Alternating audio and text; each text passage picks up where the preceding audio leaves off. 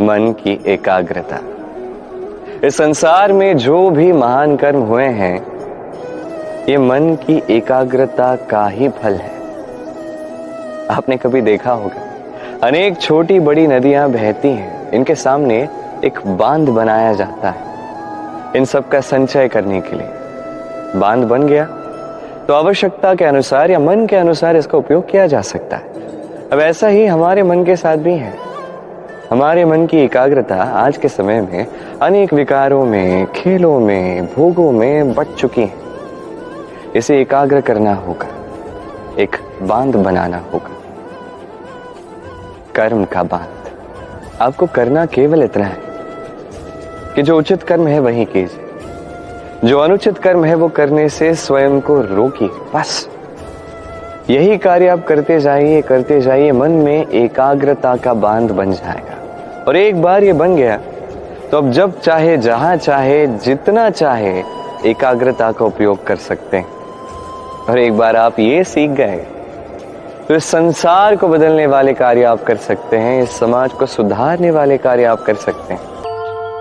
ये है गुलाब का पुष्प। इसे भला कौन नहीं जानता। समस्त संसार प्रेम करता है इस पुष्प से। ये है भी कितना सुंदर। सबसे अधिक मनमोहक बात इसकी सुगंध, जो दूर से किसी को अपनी ओर खींच के ले आती है। ये सुंदर पुष्प ध्यान से देखो तो इसके नीचे कांटे होते हैं। संसार कहता है कि भला ये प्रकृति की कैसी रचना है, इतना कोमल पुष्प भला क्या कठोर कांटों पर खिलता है। यही जीवन का सत्य है। हमारे भीतर के सद्गुण, ये भी इस पुष्प की भांति है, सुंदर। संसार इसकी सुंदरता देखता है, इसकी सुगंध चारों दिशाओं में फैलती है। किंतु इन सद्गुणों को जगाने के लिए भी कठोर परिश्रम करना पड़ता है, निरंतर प्रयास करने पड़ते हैं। इसलिए यदि आप जानते हैं कि मार्ग उचित है किंतु मार्ग में कांटे हैं, तो रुकिए मत, चलते रहिए। एक बार भीतर के सद्गुण जाग गए तो संसार इसकी सुंदरता देखेगा, इसके सुगंध की ओर आकर्षित होकर आपके पास आएगा। कि स्वर्ण और धतूरा, इन दोनों में समानता क्या है? समानता ये है कि ये दोनों ही मनुष्य को मद देते हैं। धतूरा मनुष्य को मद तब देता है जब उसका सेवन किया जाए, किंतु स्वर्ण, धन, संपत्ति, मनुष्य इसे पा भी ले उतना ही पर्याप्त है। वो मनुष्य के सोचने समझने की शक्ति को वश में कर लेता है। मनुष्य धन के मद में चूर हो जाता है, क्योंकि जो जितना चमत्कारी है, जितना अमूल्य है, उसे संभालना भी तो उतना ही कठिन होगा। नहीं, स्मरण रखिएगा, धन, स्वर्ण, संपत्ति, ये धतूरे से कहीं अधिक विषक्त हो सकते हैं। तो इन पे संयम का एक कवच बनाए रखिएगा और विवेक की शक्ति के साथ इसका उपयोग कीजिए, तभी कल्याण होगा। जगत में प्रत्येक व्यक्ति को किसी ना किसी प्रकार की निर्बलता अवश्य होती।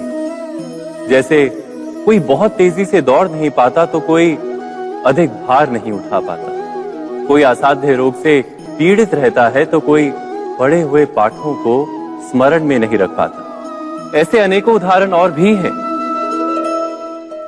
क्या आप किसी ऐसे व्यक्ति को जानते हैं जिसे सब कुछ प्राप्त हो और हम जीवन की उस एक निर्बलता को जीवन का केंद्र मानकर जीते हैं? इस कारणवश हृदय में दुख और असंतोष रहता है सदा। निर्बलता मनुष्य को जन्म से अथवा संजोग से प्राप्त होती है, किंतु उस निर्बलता को मनुष्य का मन अपनी मर्यादा बना लेता है। किंतु कुछ व्यक्ति ऐसे भी होते हैं जो अपने पुरुषार्थ और श्रम से उस निर्बलता को पराजित कर देते हैं। क्या भेद है उनमें और अन्य लोगों में? क्या आपने कभी विचार किया है? सरल सा उत्तर है इसका। जो व्यक्ति निर्बलता से पराजित नहीं होता। जो पुरुषार्थ करने का साहस रखता है हृदय में, वो निर्बलता को पार कर जाता है। अर्थात निर्बलता अवश्य ईश्वर देता है, किंतु मर्यादा मनुष्य का मन ही निर्मित करता है। स्वयं विचार कीजिए। संसार में सबसे अधिक कोमल वस्तु है रेशम। ये रेशम इतना अधिक कोमल होता है कि इसका पूरा का पूरा थान मात्र एक हाथ में समा जाता है। कभी सोचा है कि ये रेशम बनता कैसे? एक कीट की लार से रेशम बनता है। ये कीट उस रेशम को घुमाता जाता है, घुमाता जाता है, घुमाता जाता है और धीरे धीरे उसी में फंसता चला जाता है। अंततः उसकी सुंदर अमूल्य रचना रेशम का धागा, इसका निर्माण पूर्ण हो जाता है, किंतु उसी में ये स्वयं को बंदी पा लेता है। अपने ही मायाजाल के बंदी गृह में स्वयं ही फंस जाता है। अब इस धागे को उपयोग में लाने के लिए इन कीटों को उनके कवच के साथ उबलते हुए जल में डाला जाता है। इस संसार में यदि हमारे स्वप्न इस संसार का दुख हरने के लिए, इस संसार में सुख बांटने के लिए है, तभी हमारी प्रगति होगी। यदि हमारे ये स्वप्न मात्र हमारे लिए हैं, स्वार्थ के लिए, तो ये स्वप्न हमें अंधा कर देंगे, हमें अंधकार की ओर ले जाएंगे और हम भी बन जाएंगे उस कीट की भांति, अपने ही मायाजाल में फंसते चले जाएंगे और अंत में हमें प्राप्त होगा तो केवल एकांत, अंधकारमय मृत्यु। तो स्वप्न अवश्य बुनिए, किंतु इस प्रकार मत बुनिए कि उसके बंदी गृह में आप स्वयं ही फंस जाएं। स्वप्न देखें विस्तार के, परमार्थ के, सबके उद्धार के, ना के अंधकार के, तभी कल्याण होगा। यदि मैं ठान लूं, मैं निश्चय कर लूं कि मैं एक मूर्ति बनाऊंगा, अब कुछ समय के लिए वो कार्य करूं, फिर कुछ समय के लिए रुक जाऊं, फिर कुछ समय के लिए वो कार्य करूं, फिर कुछ समय के लिए मैं रुक जाऊं, फिर कुछ समय के लिए कार्य करूं और फिर कहूं कि अब आलस आ रहा है, कुछ समय के लिए विश्राम कर लेता हूं। यदि इस प्रकार मैं कार्य करूंगा तो क्या ये कार्य उचित समय पर और उचित प्रकार से पूर्ण होगा? कदापि नहीं। यही नहीं, कोई भी कार्य हो, यदि पूर्ण करना है, उचित प्रकार से करना है, उचित समय पर करना है, तो आवश्यकता है सत्यता की और अखंड प्रयास की। बिना सत्यता के जो भी कर्म कीजिए मनोवांछित समय पर पूर्ण नहीं होगा और मनोवांछित फल तो कदापि नहीं मिलेगा। तो जो भी कार्य आप आरंभ करें सत्यता के साथ और अखंड प्रयास के साथ कीजिए, तभी कर्म और तभी ये जीवन सफल होगा।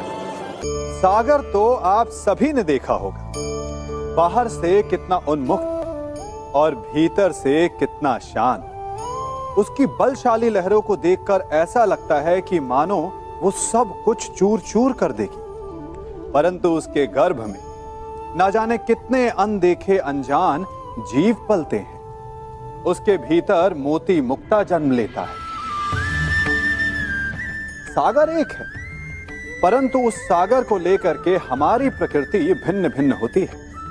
कोई उसमें तैरता है तो कोई उसकी लहरों का आस्वादन करता है, कोई उसमें अपने पांव भिगोता है तो कोई उसके भीतर जाकर मोती मुक्ता बाहर ले आता है, तो कोई तट पर बैठकर सागर की लहरों को निहारता है, कोई उसमें जीवन का आरंभ देखता है तो कोई उसमें अपने जीवन का अंत देखता है।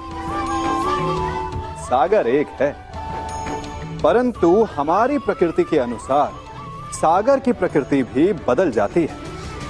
इसी प्रकार जीवन है सबके लिए समान, परंतु उस जीवन में आपको प्रसन्नता देखनी है, प्रसन्नता पानी है, या आपको पाना है अवसाद, ये आप पर निर्भर करता है।